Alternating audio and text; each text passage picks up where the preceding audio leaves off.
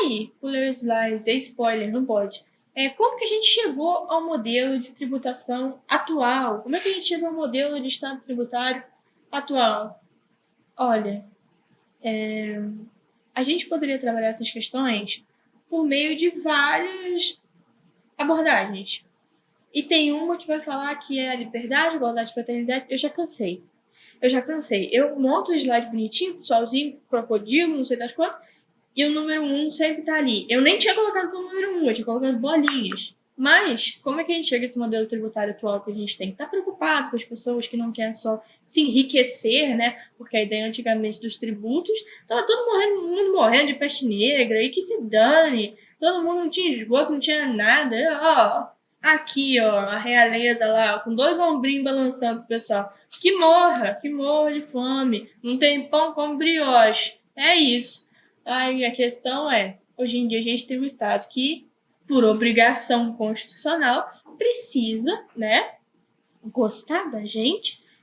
Gostar talvez não, mas precisa cuidar da gente. Como a gente já viu pelo orçamento público, tem despesas que são obrigatórias, então a pessoa não pode nem dar pernada. E ainda assim eles conseguem. Pra você ver que você fala, a política é burro. Não, o cara tem um ardil. Ele consegue burlar até a lei muito bem feita, que é a do orçamento. Mas como é que a gente chega ao modelo tributário atual? A gente passa por algumas fases históricas e a gente pode limitar elas a esses nomes. Fase de consolidação dos direitos de liberdade, direitos de igualdade e direitos de fraternidade. Eu vou explicar cada um desses? Eu vou. Você vai entender? Você vai. Então fica aqui comigo, não desiste.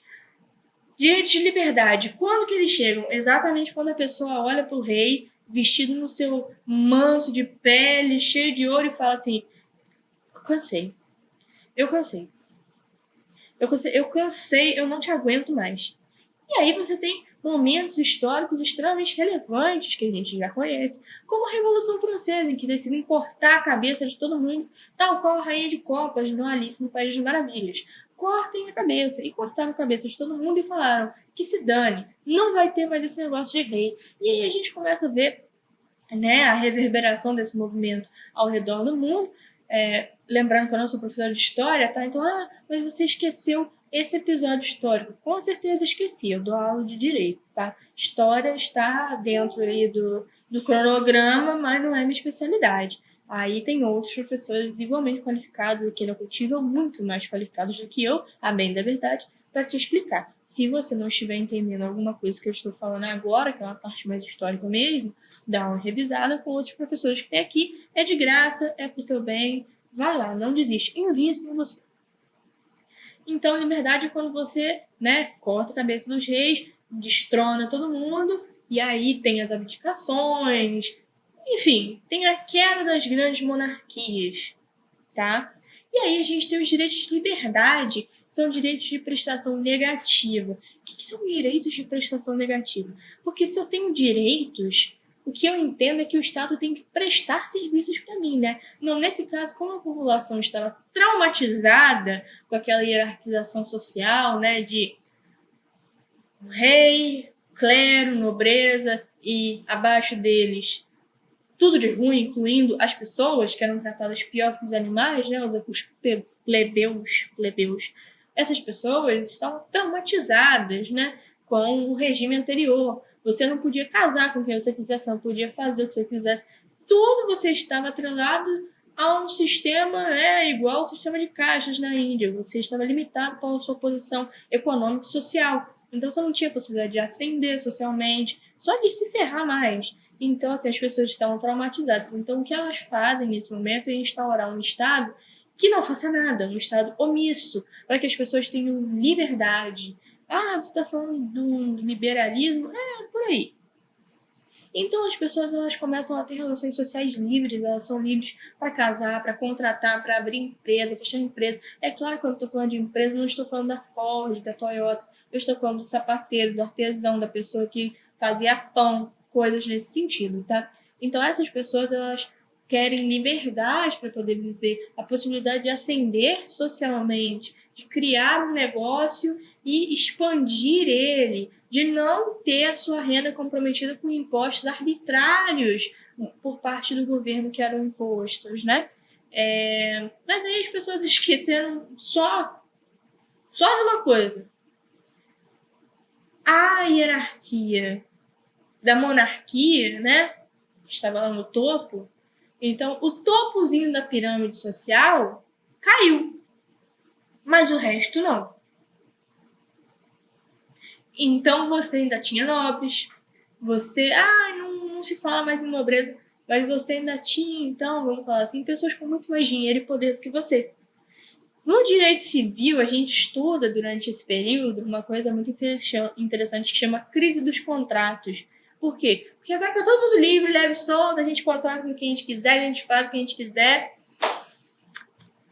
Mas a outra pessoa talvez não seja tão honesta, tão boazinha quanto você, pobre camponês. E a outra pessoa fazia contratos abusivos, e aí ninguém conseguia cumprir com os contratos. E para uma sociedade isso não é bom. Quando as pessoas estão contratando entre si, quer dizer que a economia está movimentando, as pessoas estão falando seus empreendimentos pessoais, e ótimo, e vida que segue. Agora, quando elas estão presas a contratos que elas não conseguem cumprir, porque as condições não são adequadas, você começa a perceber que talvez o problema não seja a pessoa que contratou, talvez seja um problema social, porque todo mundo padecia do mesmo problema. Você tem uma pessoa, uma parte do contrato que é mais forte, que está te usurpando, você não consegue cumprir com a sua parte do contrato, e aí você não tem nenhum sistema judiciário a recorrer. Você está numa situação de vulnerabilidade, sendo extorquido, e você está assim, socorro, Jesus, faz uma oração, reza o terço. Então você ficava nessa situação. E aí, dentro desse período da liberdade, você pode perceber que é um período bem grande, né?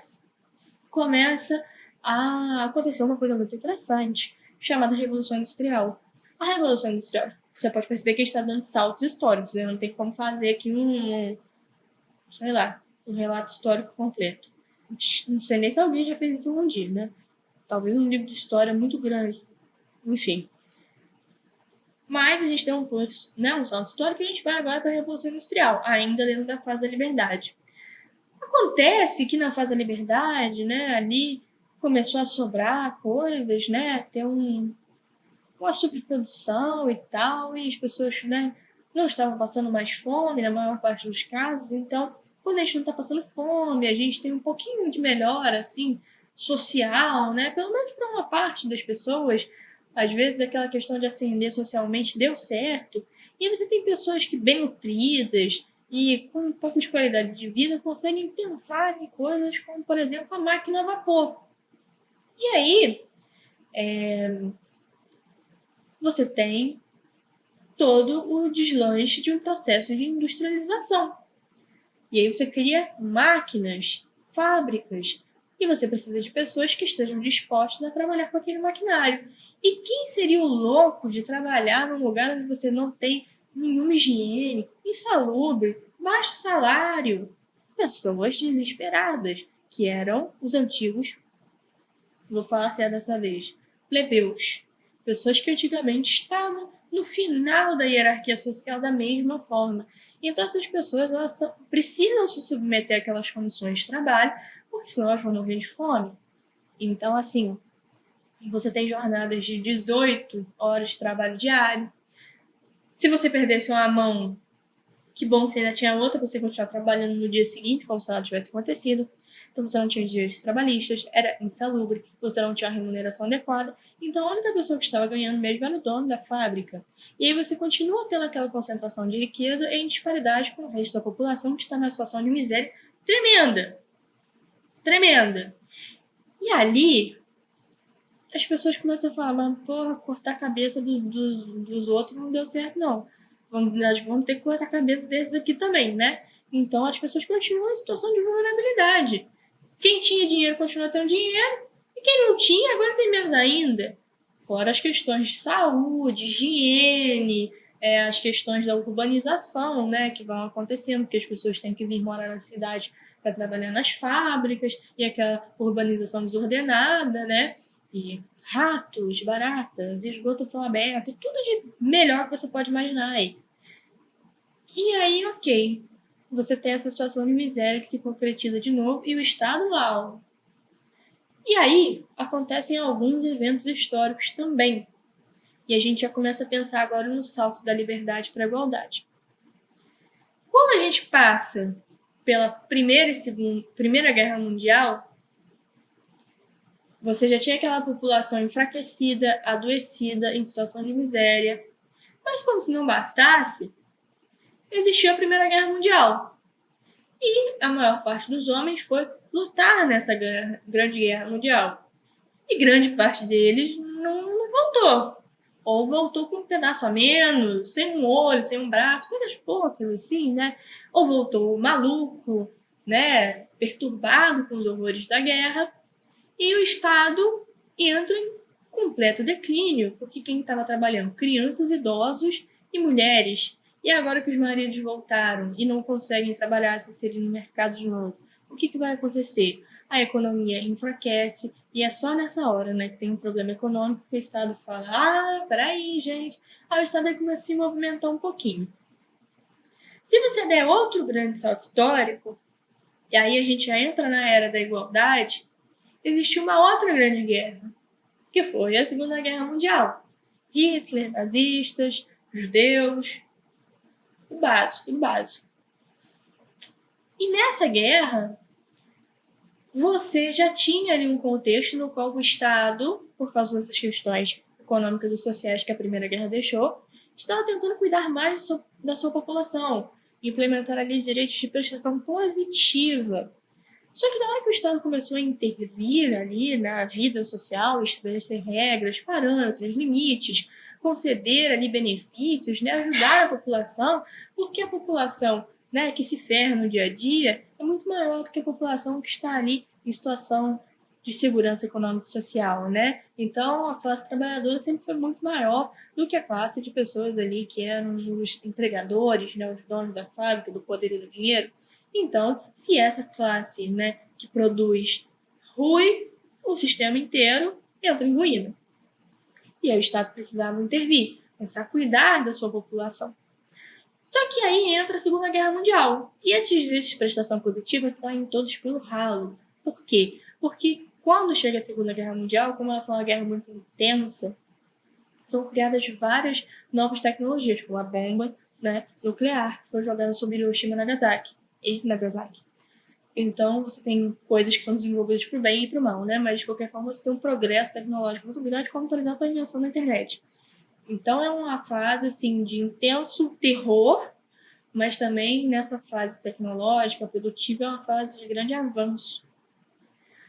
Mas você tem ali todo um processo de imigração de pessoas que estão fugindo do regime nazista, estão fugindo da guerra. Você tem toda uma série de alianças que são formadas entre estados para combater o regime nazista ou para apoiar o regime nazista. Então você tem um intercâmbio cultural, social, econômico, diplomático muito grande. A sociedade fica muito mais complexa. Os problemas agora não são mais: Senhor, eu não consegui hoje rezar o meu terço e comer o meu pão seco com vinho. São questões piores agora, relativas a esses direitos sociais, como saúde, educação, higiene, coisas nesse sentido, que antes também eram problemas, mas agora são mais complexos, né? A gente começa a ter a criação ali dos sistemas escolares, né? A unificação ali dos sistemas escolares, você ter a montagem desse sistema para que as pessoas possam ir estudar, né, fora de casa, de forma uniforme. E aí você tem uma série de novas invenções e o Estado, coitado, que estava querendo fazer alguma coisa, agora ele não consegue dar conta de fazer as prestações. Ele não dá conta de prestar os serviços públicos, exatamente porque ele não consegue. Um grande exemplo nesse caso é, após o fim da Segunda Guerra Mundial, a União Soviética, né? Putz, ali a parte que sobrou ficou no controle da União Soviética, não lembro se era o norte, se era o sul agora, mas a parte que ficou sob o controle, né, da União Soviética, o sistema socialista. Você tinha ali aquela estatização da economia e você vê ali que não dá conta. O Estado ele não tinha recursos, ele não tinha pessoal suficiente para dar conta de prestar os serviços públicos que eram devidos àquela população. Exatamente porque aquela população não demandava agora só coisas pequenas como água e pão e um banheiro com descarga. Agora as pessoas estão inseridas numa sociedade que tem bens de consumo. Então você não quer pão, você quer o pão de hambúrguer com um bifinho dentro e um molhinho. Você não quer uma calça, você quer uma calça jeans. Você não quer uma camisa, você quer uma camisa com uma estampa. Você não quer um serviço público qualquer, você quer um serviço público atualizado e seguro. Então você tem todas essas situações. O Estado não dá mais conta.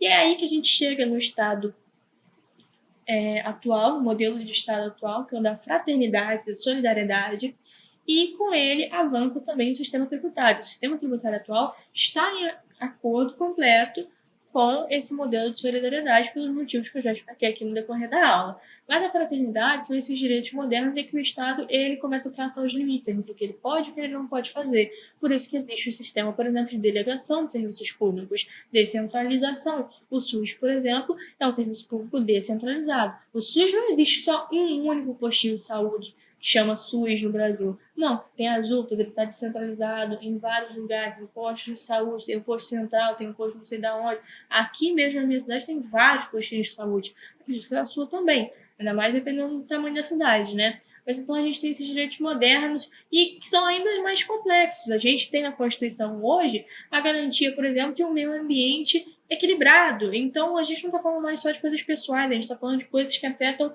né, todo mundo, são direitos transindividuais, são direitos de todos, como um meio ambiente bom e equilibrado, sem poluição, sem que a gente morra sufocado. Então, as coisas vão se complexificando e o Estado, nesse balançar histórico aí, ele vai descobrindo o seu papel e a gente chega nesse modelo atual. Então, tem coisas que o Estado vai fazer e tem coisas que ele vai delegar. De qualquer forma, ele precisa de dinheiro ou para executar ou para pagar pela delegação. Para isso, ele se organiza através do orçamento público e o orçamento público conta com a minha e a sua contribuição porque estamos num sistema fraterno de solidariedade. Você gasta, eu gasto, então todos vamos contribuir. Dentro dos limites da lei. A gente não tem mais aquela cobrança tributária como antigamente, né? Ah, não vai pagar? Então vou te acorrentar em praça pública. Não, tá? As coisas são mais sofisticadas hoje em dia. Então, os tributos são essenciais para a manutenção do Estado e a sua participação como contribuinte é extremamente necessária para que seja formado um orçamento que venha a suprir as demandas sociais cada vez mais complexas. Ponto, tá? E aí, essa foto linda que nunca dá certo. Para onde foi minha contribuição? Tá aí, escolas municipais, asfaltamento, SUAS, Previdência Social, SUS. Ali que tem a foto não é a Câmara, tá? É para representar a administração pública, né? Secretarias, os servidores públicos. Tá bom? Parabéns ao final dessa aula. Eu espero que você tenha descoberto que você mora nesse grandíssimo país que chama Brasil. E esse país é gigantesco. Você pode ver aí as regiões. E dentro de cada uma delas tem vários municípios. E a questão é, todos eles contribuem. Todos eles têm seu orçamento. E tudo isso junto forma o Estado brasileiro. E o Estado brasileiro quer fornecer a cada uma das milhões de pessoas que moram nesses lugarzinhos a chance de ter dignidade na sua vida por meio da prestação de serviços públicos. Então, parabéns por fazer parte desse sistema. Você é indispensável. Muito obrigada e até a próxima aula.